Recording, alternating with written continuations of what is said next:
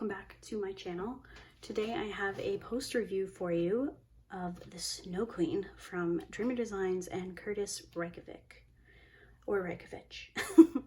I've been working on this kit for a while. I had actually kitted this one up in a advent calendar style, and I used it to participate in the hashtag DP Advent 2021 event hosted by Diamond Junkie over on Facebook, over on Instagram. And I have some thoughts. So, okay. I think that she turned out beautiful. Her face, I love it. Absolutely love it. There was a really good mix of color blocking and confetti in this piece. A lot of like the blues in the background here, while there are like different color blues, there are a lot, like this is all one color blue. So that was a lot of color blocking, and this was a lot of color blocking. A lot of the confetti for me was down in these gray trees here and in her dress. I just picked something up. There we go. This piece, I feel kind of bad because she kind of was like up and down on to my drafting table and then on the floor, drafting table, floor, drafting table, floor. So there might be some stuff in between the drills, but that's okay. Okay, so this is a round drill, 60 by 80 centimeter. There are 62 colors and 5 ABs. Oh, so pretty. I'm not sure if the sparkle is picking up on this, but maybe I'll throw in a clip that I took of like just kind of going around it so you can see the sparkle a little bit better. But let's get into this. I already mentioned color blocking / confetti. If you're a fan of both, this had both for sure. And I really do love how everything came together. There are a couple of things that I didn't enjoy so much. One of them being the amount of dark blue in her hair. Now, I understand that, you know, it's like she has light coming on her and there's the reflection of the blue necklace and she's the ice queen and all, like, I get it. But this, it's just a little much for me. I wish that her hair was more blonde, especially like when you come down, you kind of lose the braid, which is fine because clearly it goes out of frame, right? So it comes down and then it goes out of frame and then it comes back up. I'm fine with that. I just wish that there was a little more definition to the braid. I feel like it kind of blends into all the gray and then it goes away and then you kind of miss it when it comes back. So I feel like down here at the tail, this was rendered more like as a part of her dress than as her hair. So I would have liked some more of these, you know, lighter cream colors to really make it look like she has her blonde hair, because this is supposed to be a version of Elsa, the Snow Queen, and we all know that Elsa has very blonde hair. So I would have preferred some more blonde throughout her hair, or even just this lighter color here. There is quite a bit of the white AB sprinkled throughout, and that's fine. It looks really pretty. There was a lot of concern about her neck. You know, it kind of looks like there's a big bruise. To me, when I look at this image, like I said before, there's like light on her. So I'm assuming that the intention with this rendering was to make it look like the reflection of her pendant was going up her neck, okay? Does that make sense? But I do agree that this is too dark and you can't really see where her neck begins on this side. It kind of just all blends in. I definitely feel like they missed the mark on that one, because looking at the original artwork, this is just on the canvas that I'm looking at, you can definitely see where her neck is supposed to be. And I don't think that that rendered very well. I had also heard some concerns about the amount of ABs in her face. And that actually doesn't bother me at all. I think she looks really pretty. Like, her face is just so beautiful, and her lips, I don't know why, but I love her lips so much. I think they look so real. I think her eyes look really pretty. I like her eyeshadow. There's some purple AB there. There's some blue in her eye. And then she has that like pale pink AB, kind of like a highlight, and I think it's beautiful. I do not mind the AB in her face at all. I think this is my favorite part of the painting, is her face. I also really love the trees in the background, but I think it's absolutely gorgeous. But I do understand people not liking this, and if I was going to display this, I would probably rechart it myself. I don't have any intentions at this time to display this, so I'm just going to leave it as is. As far as like the canvas itself, I really struggled with this one with the fraying.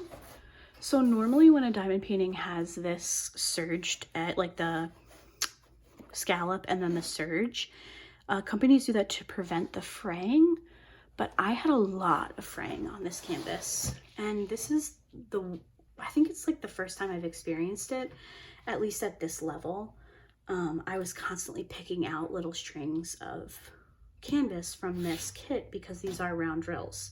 So the canvas pieces would just stick, and I was pulling them out, and it just got really annoying, and sometimes they're really hard to pull out. So that was a bit of a disappointment for me. And then I also had an issue with two of the symbols. I don't know why, but these two symbols, I mean, I do know why, because they're similar. So these two symbols right here, for the life of me, I could not stop mixing these up. So I actually laid down the complete wrong color in an entire section, and I had to pull it up. So I laid down this blue when I was supposed to lay down this gray, which it's actually a light blue, I guess. But on the canvas, I wish I had taken a picture, but on the canvas, these colors looked so similar. On the sticker, they look pretty different, but on the canvas, they were so close, and I really struggled with that.